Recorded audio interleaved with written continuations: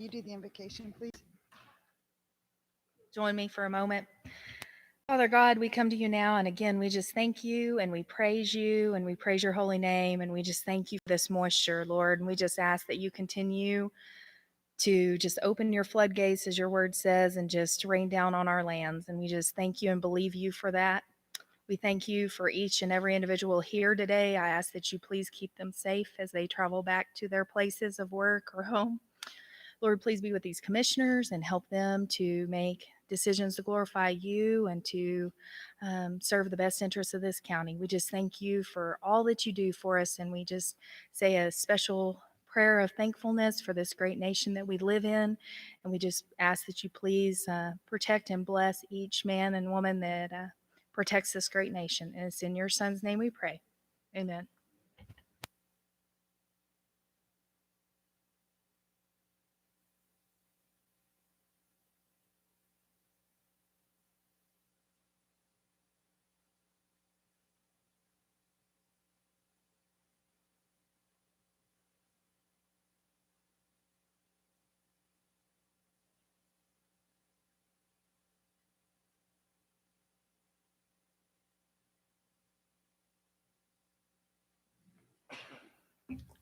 Okay.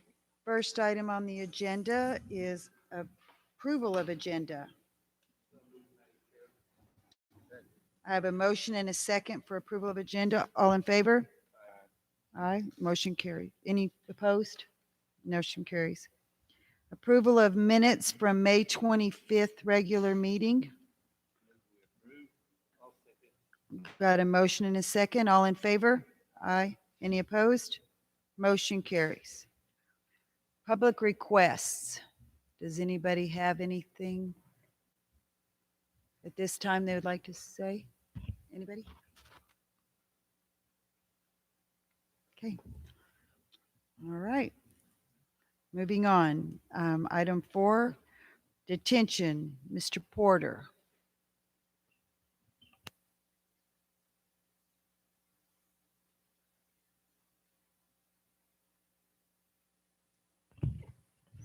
Good morning, Madam Chair and Commissioners. Today, the facility count is 56. There's 15 females and 41 males. We're currently housing 2 out-of-county detainees.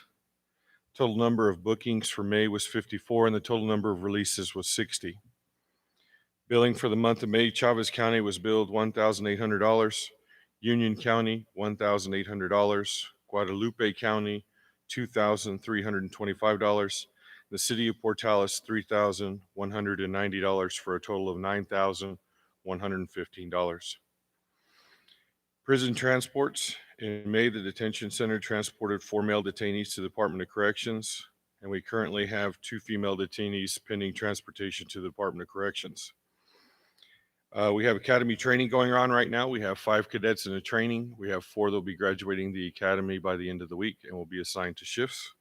So we're good to see that that process is working. For COVID-19, we're doing our enhanced cleaning and disinfecting and hygiene practices, continuing to train and educate the staff and detainees on COVID safe practices, still screening staff and detainees. Yesterday, we screened about half the facility and all the staff working, and everybody came back negative, which we're happy to report to you guys. This has been the common result over the past couple of months. Actually, we haven't had anybody positive, and I say that, but we haven't had anybody positive for a couple months, staff or detainees. So everybody's doing their part in the community within the facility, so we're glad to report that. We're continuing to reissue PPE, protective equipment, to our staff and to the detainees, and we're continuing to monitor, make sure that the masks that are being used by the detainees are appropriate and clean. If they need to be replaced, they're continue to be replaced as needed. So a little update on our MAT program, which is our medicated assisted treatment program. We, myself and Amber have had several meetings with our grant personnel and with the medical providers to get everything ready to be started with that. We have advertised for our MAT manager. We hope to be doing interviews soon and to fill that position so that person can help relieve some of the responsibility me and Amber have right now in trying to run that program. And the office space that we have for the MAT program in DWI has been remodeled, painted, prepared, and and wired for electronics now, thanks to Gary and some of our IT people. So with that, I will stand for any questions.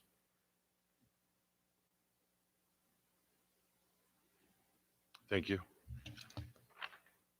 Okay, next is road, Mr. Lovato. Good morning, Madam Chair, Commissioners.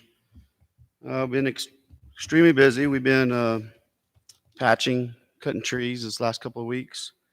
Blading, especially now that we got some moisture, got all the blades out running, so getting a lot of good done there. Ms. Hamilton and I we're talking about shredding now. In the next, probably end of next week, we'll put a tractor out and start shredding throughout the whole county. It'll take us a couple of weeks to get through the county, but it'll be in the next week, end of next week when we get started on that.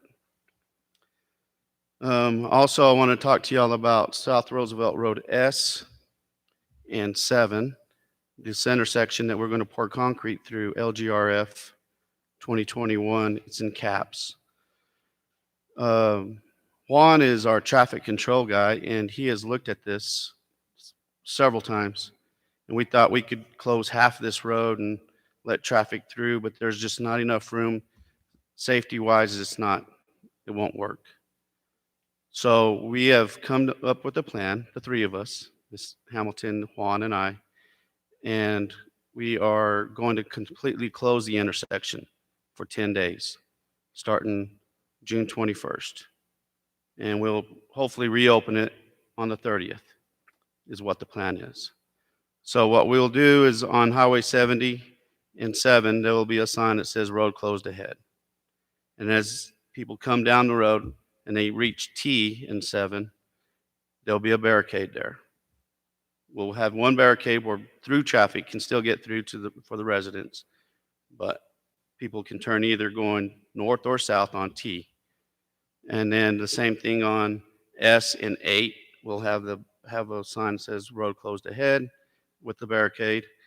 And then on 206 in 7, the same thing.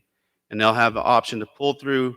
If they do make the turn on 7, then get to R1/2 and turn either south or north on that one also. And then at the city limits, we'll have a sign there on 18th Street saying road closed ahead. And then hopefully they won't go past, I think it's the state roads, Oklahoma Drive and all them that's up there. So I just wanted to let y'all know what's fixing to happen, because I'm sure y'all are going to get a lot of phone calls. We're going to educate the public. I think Amber already sent out a public notice. Johnny has printed out 200 addresses that we're going to mail out this week to all the residents in that area. So we're educating them that way also. Hopefully the paper will put that out there for us also. And I hope that's getting it out there for everybody. Excuse me. Yes, so I will personally hand deliver to WDT, MTS, Ruan, Welch's, Randall Trucking, everybody that's trucking, because everybody uses that road going across there.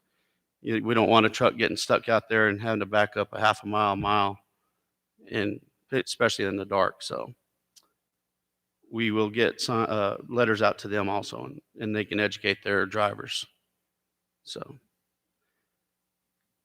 stand for any questions if y'all have anything.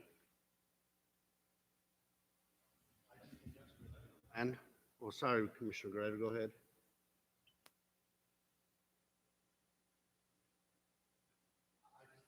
I'm familiar with that road. I've used it a lot in the past, and I just like the fact that you guys are very organized and there's going to be plenty of access routes. Right. In 10 days, it's a short time sacrifice for something that's going to really benefit the public. So I just want to say I think it's a good idea. Okay. Thank you. Ricky. Ms. Hamilton. Yes, good morning, Madam Chair, Commissioners. So just a few things that we want to go over. The first thing is we're still working on the 2020 hail claim. They are wrapping up the hog barn and the poultry barn. The hog barn was actually in really good shape once they got underneath the roof. There was very few of the trusses or any of those that needed to be replaced. The wood was really well. The poultry, the finding was not quite as favorable. There were a few of those rafters that they needed, the rafter tails especially, that they needed to go ahead and replace. So that we got that taken care of. One of the things that Liliana will bring for you in our budget adjustment is we're asking for y'all to go ahead and approve the facade improvement for the hog barn because they would like to do that while they're up there on the barn. And that way that entire roof is finished.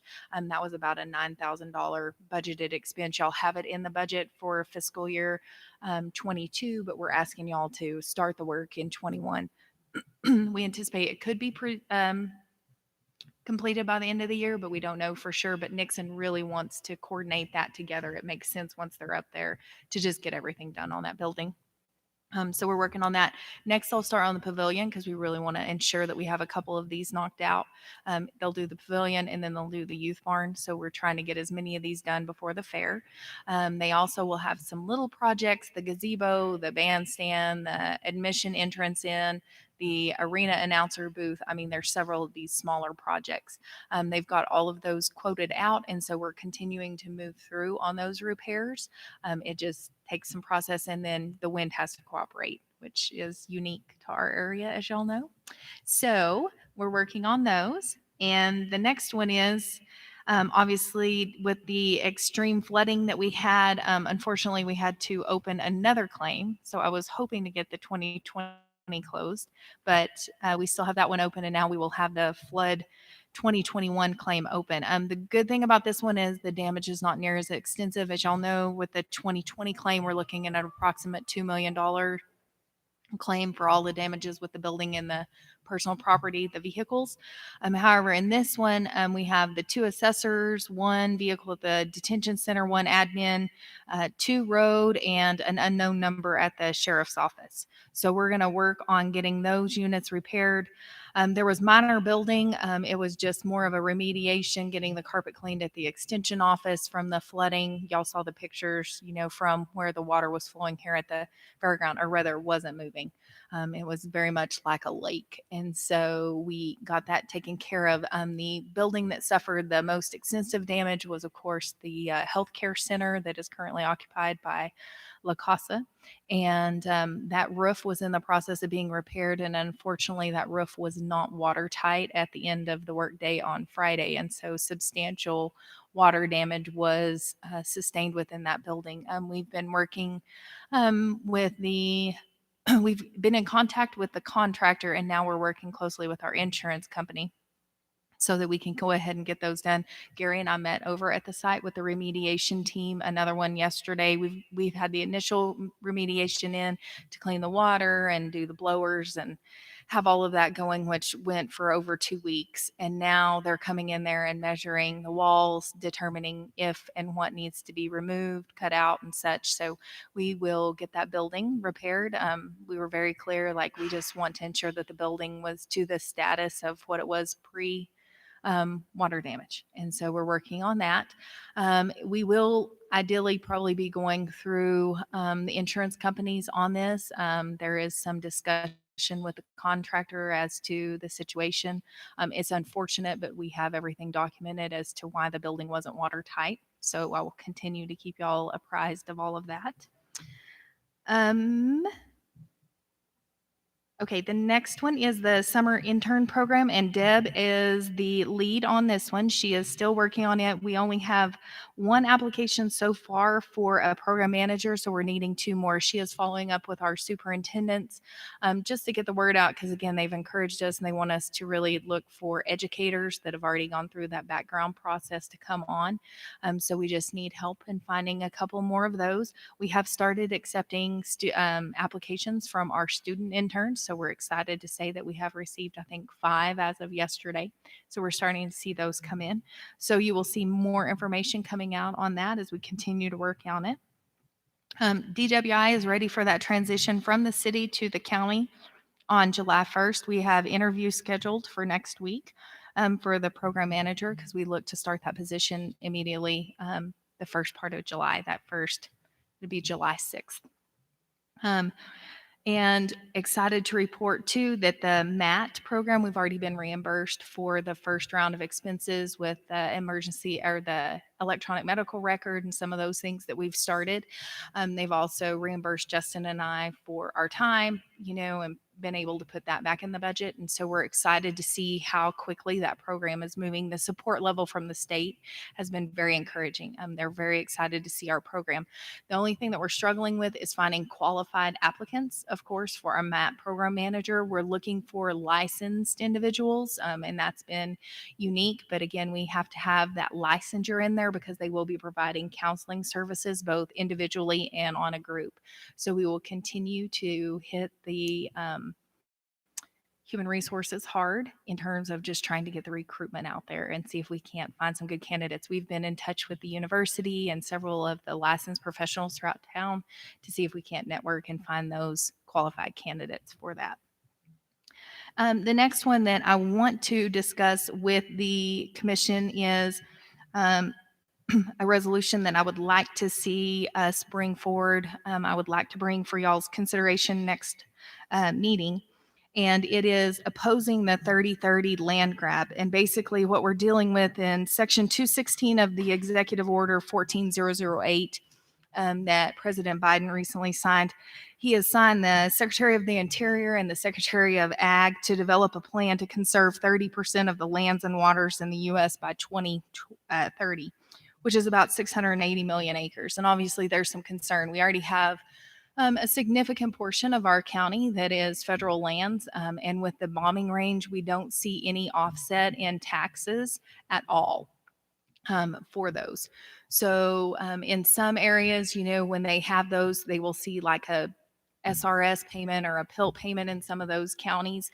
We have never been able to see those and realize those taxable values. And that's, again, federal land that now no longer is able to be grazed or utilized in any other way. And that's over 70,000 acres in the bombing range alone. And so the thought of having another federal land grab is very, very concerning. I think the commission could consider that. I would like to bring that resolution to y'all next week. Chaves County has adopted one, and Socorro County at this point, and several of us other counties are looking to that. So it's just very concerning because there's got to be a balance. I understand that. But at the same time, when you look and see tying up lands and prohibiting the good use of those lands, there are some really great stewards that are out there that could utilize that. So I don't know if y'all have any thoughts or discussion, or y'all are willing to see that. I would like to bring it to y'all for the next meeting. Jeff Bilbrey called me last week on it. They're doing they have a speaker on it next week at their commission meeting, and then they're having someone there in Ruidosa, or I'm sorry, in Roswell, that's going to talk about it next week. It's an open meeting. If anybody's interested in going to that, I can get you the information for it.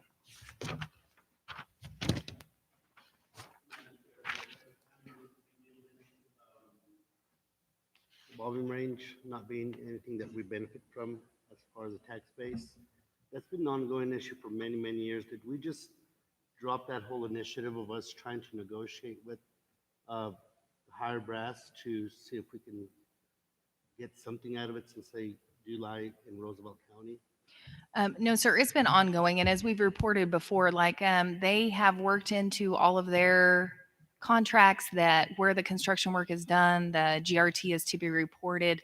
We're also part of the ongoing litigation against New Mexico Tax and Rev that has to do with that as well. So we have several of those things that are still in the pipeline. It's just taken a while to come to fruition. And no, the discussion hasn't stopped, but it's not really with the bombing range itself. It is literally with the state and with the federal government. So I know I've had those discussions with some of the congressmen as well. They're aware of the situation, that this is a concern. They have looked into some additional programs or what it might take to get that designated so that we can realize some of those federal benefits. But to this date, nothing's been put in the queue. So we'll continue to exhaust and continue to ask and seek. But that's one of the things that is concerning about this situation that we're in right now with President Biden's executive order. Okay, just a couple more things then. They just released yesterday the quarterly economic summary from the state economic development. And what we're looking at is our projected or our GRTs for the third quarter, or yes, third quarter are down 47 million from this time last year. And again, the majority of that was construction and utility rated. That's about 37%. And retail, when you look at ours, we're back into about the balance of where we've been from several years ago. Retail is about 28%, utilities is at 26, and construction is at 10. So I will forward y'all that report from the economic development so that you can see the breakdown for Roosevelt County. And the last thing is the discussion that the managers are starting to have is the concept and the need for our counties to consider what the zoning will need to look like or what y'all will seek for the recreational marijuana situation that is coming up. We know that in Roosevelt County at this point, we have not been zoned. However, with this looming situation, I think the commission is going to want to consider the locations of these shops, how close they are, and in proximity to certain things. And again, this will be within the unincorporated areas of the county, but y'all will be able to set limits on how close they would be to childcare centers or churches or schools or anything along those lines, as well as other items, how many shops within a certain amount of space or such. So we're seeing some of the early considerations. Albuquerque, Bernalillo County, some of the larger areas are really starting to work through this. Some of the rural counties are really starting to just have the discussion. So we'll continue to keep you informed and want to have a dialogue of what you're seeking, what the commission wishes to see, and I will bring y'all some options of what those can look like and what other counties are considering. But that is something that, in terms of an ordinance, that I think the commission is going to have to consider at some point before it goes into full effect next year. Okay, the end. Other than that, I would stand for questions. Madam Chair, real quick. So when you talk about an ordinance, it would be outside of the city limit ordinance? Because there's already, 3 dispensaries within the city limits, so. Those are medical dispensaries, so it would be, again, in the unincorporated areas of the county, and it would be to do with the recreational marijuana sales. Okay, thank you. Anybody else? Thank you, Ms. Hamilton. Thank you. Okay, commissioners, y'all have anything? Really? Okay. Okay, moving on, item 5, new business. A designation of commissioners to participate in the FY21 financial audit meetings. Ms. Hamilton. Yes, so this is something that we do each year. Y'all know the ones, I think it was you and Shane that volunteered to serve in the last year, so there might be other commissioners that want to. This is just you participate in 2 meetings, an entrance and an exit. You will meet, there will only be 2 of y'all, but we will meet with the department heads, elected officials, and the audit team and the entrance to talk about what they're going to look for in the audit. And then at the conclusion, we'll have an exit meeting. Very minimal requirements time-wise, but it really is a good experience just to kind of walk through the process of the audit. So I just needed 2 of you that are excited to volunteer for such an awesome opportunity. Okay. Thank you. Commissioner Lee. Yeah. Well, he did do it last year. So if you or Commissioner Greider wanted to.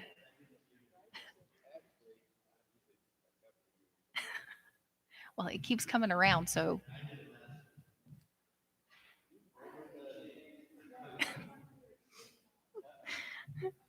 I can tell y'all are very excited about this opportunity. Again, only 2 meetings. Okay. Thank you, Commissioner Greider.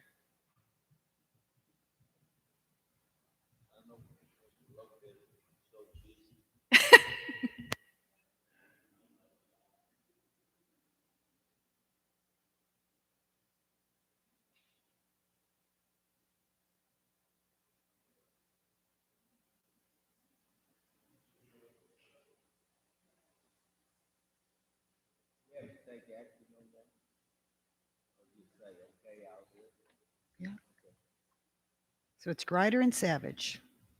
Thank you, guys. Y'all are awesome.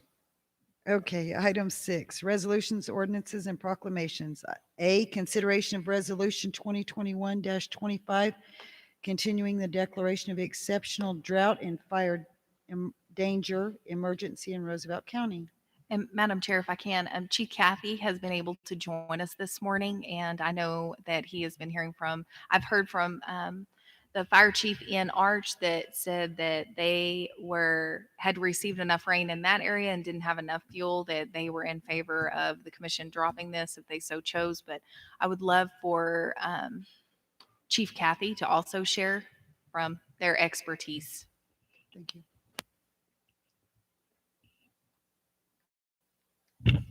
It's still on. Good. Thank you, Madam Chair and Commissioners, and good morning. In reviewing the National Significant Wildland Fire Potential Outlook from the National Interagency Fire Center that was issued on June 1st, the outlook is positive for our area.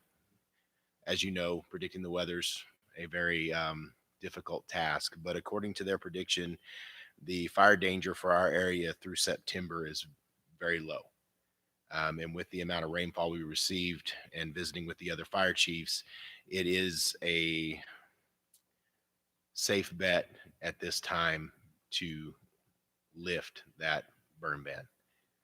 And I'd stand for any questions that you may have.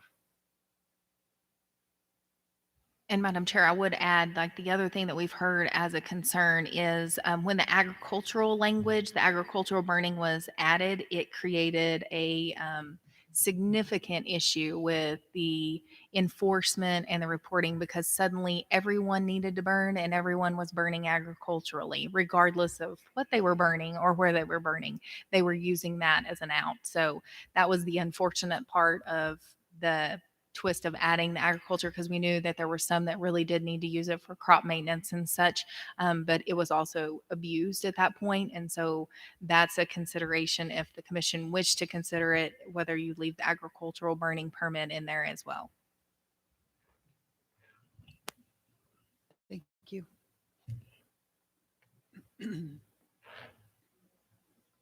Okay. Anybody have anything else?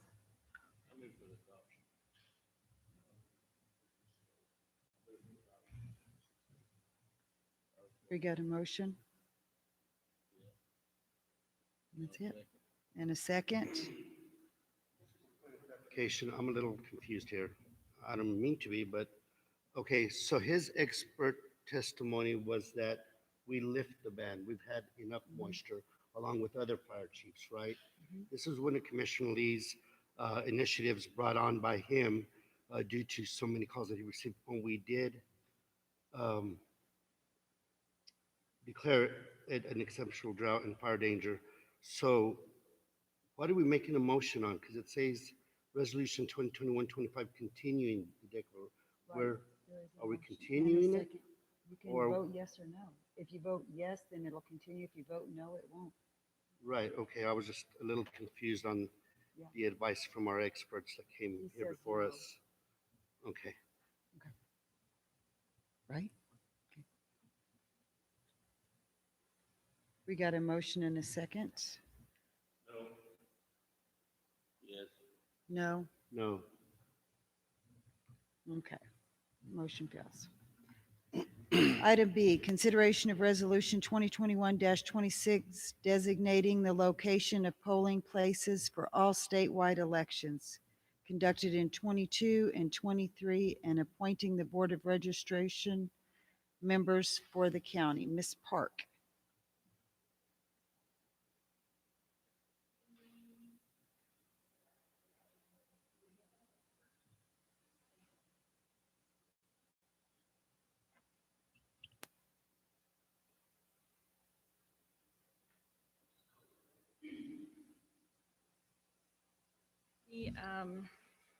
The designation of polling places, the polling places are not going to change. We're going to have the same 5. The change is that we are adding in the next resolution, the two precincts, making two precincts out of one, and then adding those. So those have been added, but it doesn't change the fact that we have 5 VCCs, and they are at the same place they were before. Here in this building, the Memorial Building, the Dora, Floyd, and Elida centers. Do you have questions?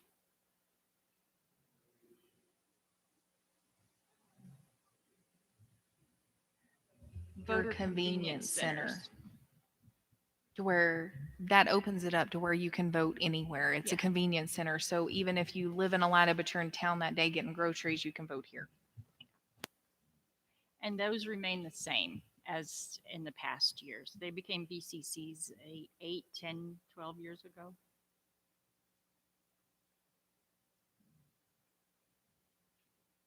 And then the 5 people, I don't have the resolution in front of me, but the 5 people are Larry Smith, Sharon Davis, Tate Turnbow, Betty Martinez, and Emily Lawn that have agreed and are willing to serve as the Board of Registration for the next 2 years.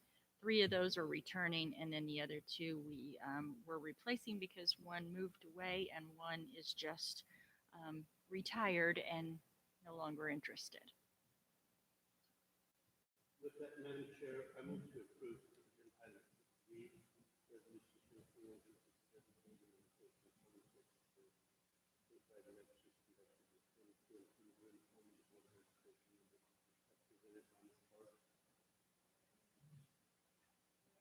In a second, Mr. Savage? Yes. Motion carries. Thank you, Ms. Park. You're welcome. Item C, consideration of resolution 2021-27, adjust precinct boundaries. Ms. Park?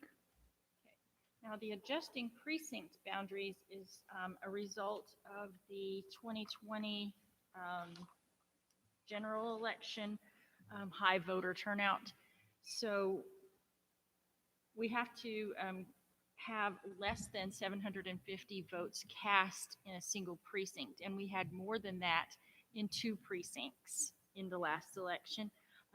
Those are precincts 9, which covers a large area. You had a map in your packet.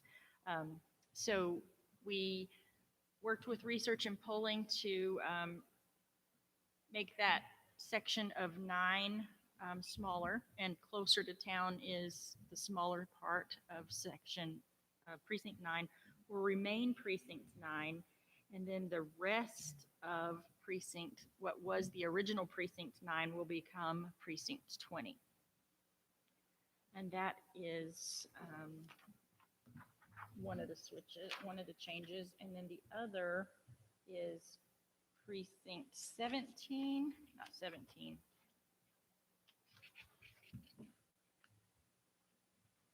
Precinct 10 is kind of over by James School, and it also had more than 750. So now it becomes precinct. What was precinct 10 remains precinct 10, and the rest of that south in Shane's district becomes precinct 21. And all of this is obviously in time for the election code, right? Mm-hmm. I move, Madam Chair, with that to approve agenda item 6D, resolution 2127, adjust precinct boundaries. I got a motion and a second. Commissioner Lopez? Yes. Motion carries. Thank you again, Ms. Park. Mm-hmm.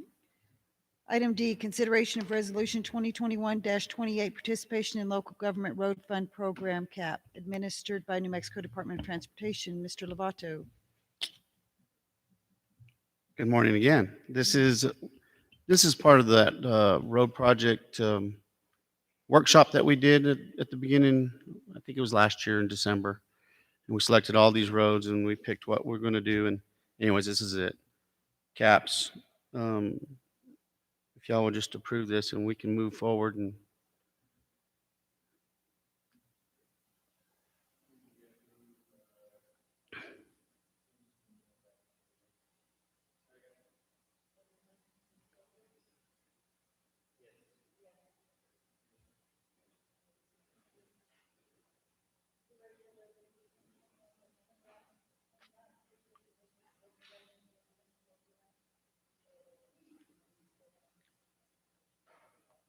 So this co-op is same thing, and we selected all these roads and we distributed out through the co-op and school bus and CAPS.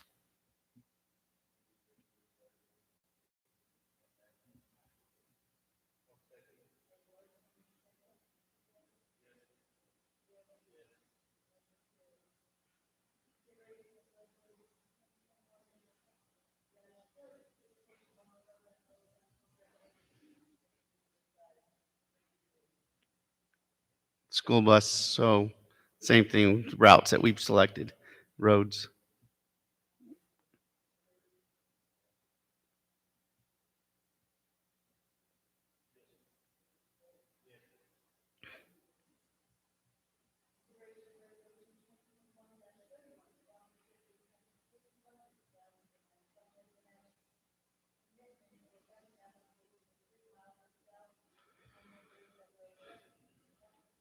So this is the new money that the DOT has come up with. This is the second year, I believe.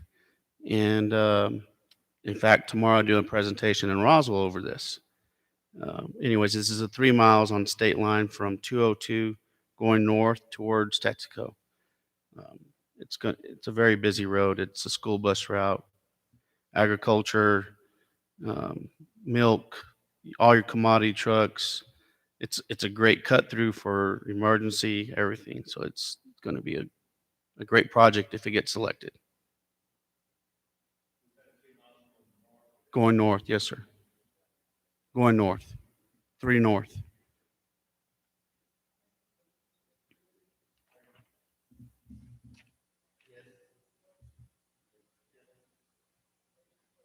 Thank you. Consideration of Resolution 2021-32, fourth quarter, Part 2 budget adjustment. Ms. Rivera. Good morning. In your packet is the fourth quarter Part 2 budget adjustments. So we only have 3 at this time. The $9,000 budget adjustment is for the hog barn, that improvements that Amber talked about earlier. We want to go ahead and get started on this project. The next adjustment is the $36,081 for the bleachers for the fairgrounds. And then finally, we have a $20,416 budget adjustment, which is for engineering fees, which we have with Mr. Chad Leidig.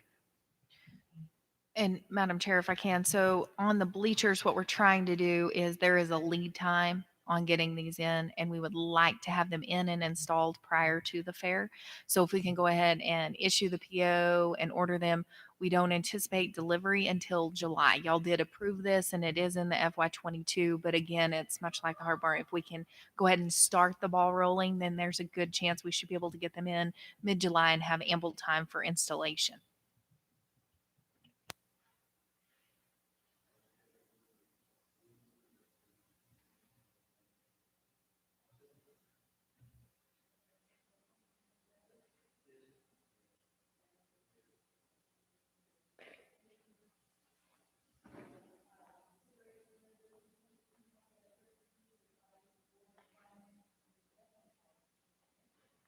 Good morning, Madam Chair and Commissioners. You have before you our deposit and investment policy. We like to review these at least every 4 years so that we keep up with any legislative changes that happen. Currently, there hasn't been anything that would affect our county. I put a suggestion in. We can leave it if you would like, or we can omit under investment and deposits an option for investment. It's number 9. It's really geared towards Class A counties. We're probably not going to have that kind of money that we would invest in those options. So it's up to you. If you want to leave it in, we can, no harm, no foul, or we can take it out. County in any negatively in any way? No, it would not. So standing wouldn't be a problem, Correct. or scratching it wouldn't be a problem. So Correct.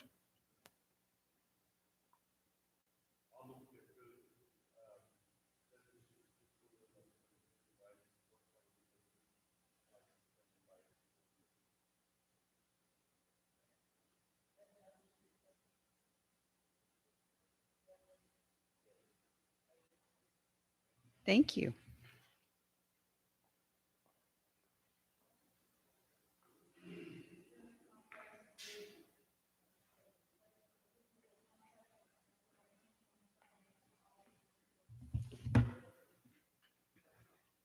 Hello again. So I would like to request the approval of the contract.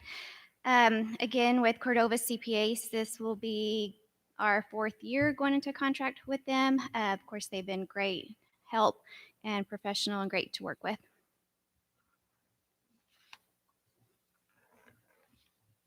With that, I'll make a motion to approve contract with Cordova for FY21 financial audit. Got a motion and a second? Yes. Motion carries. Thank you. Okay, so request for approval of award of RFP 2021-06 Healthcare Services at the Roosevelt County Health Clinic. Mr. Vera? We released a request for a proposal for healthcare services on May 16th. We received one proposal from La Casa Family Health Center.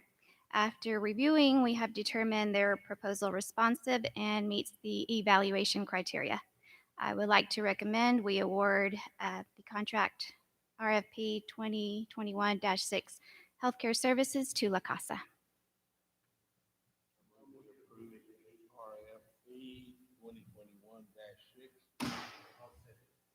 Got a motion and a second. Commissioner Lopez? Yes. Motion carries. Thank you. Item C, request for approval of contract renewal with Dora Knudsen for legal services. Ms. Hamilton? Yes, Madam Chair, Commissioners. So included in your packet was the contract that we had reviewed and worked. There was only one modification from last year. This went out for bid in 2021 for request for proposal, actually. So we do have 3 years left, I believe, on this one procurement. Or 2 years rather. But the only change that Mr. Knudsen requested was noted in under County Attorney number 1, where it talks about after the semicolon of executive sessions, except on limited instances when county attorney may be out of town and has received prior consent of the county manager to miss such meeting.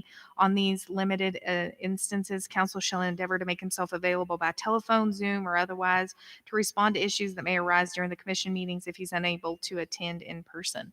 And this is, as a result, as y'all know, he's looking and is relocating out of town. But part of that is he's agreed to serve 1 more year in the role of county attorney.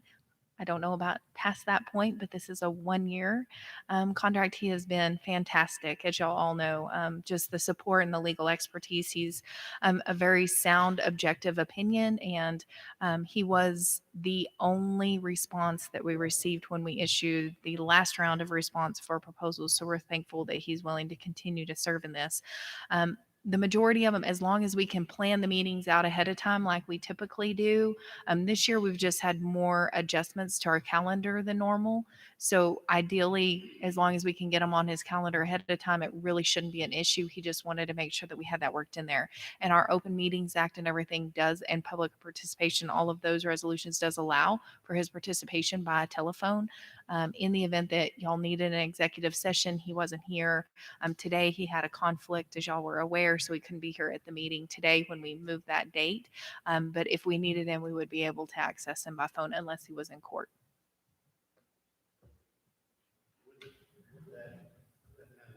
I move to approve agenda item 8C, approval of contract renewal with Dora Knudsen for legal services, and with that change noted on number 1. I got a motion and a second. Yes. Yes. Motion carries. Thank you. Request for approval of advertising lease agreement with Simon Signs for local DWI program. Ms. Hamilton?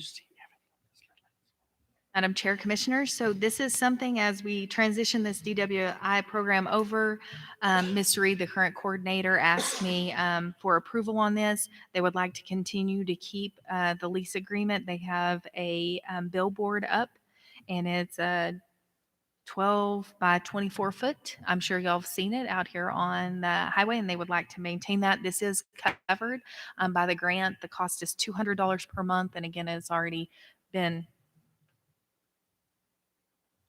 taken care of in the grant award initially. So I would stand for any questions. It's a new contract, and that's why it's before y'all today. Even though it's under the amount, y'all do consider all new contracts. I make a motion to approve the advertising lease agreement with Simon Signs for local DWI program. I got a motion and a second. Mr. Greider, how do you vote? Yes. Motion carries. Thank you. Item E, request for approval of DWI grant award agreement number 22-D-G-23 with the Department of Finance and Administration Local Government Division for $55,000. Ms. Hamilton. Yes, Madam Chair, Commissioners. So very excited to share what was in your packet.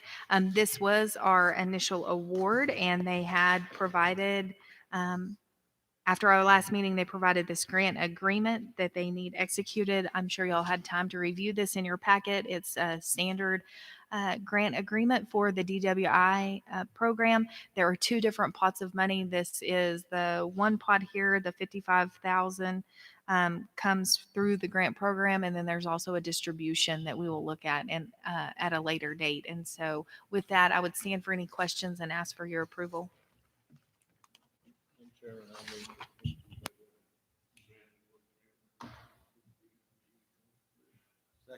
I got a motion and a second. Yes. Motion carries. Item 9, media communication. Okay, thank you. Meeting adjourned. Thank you.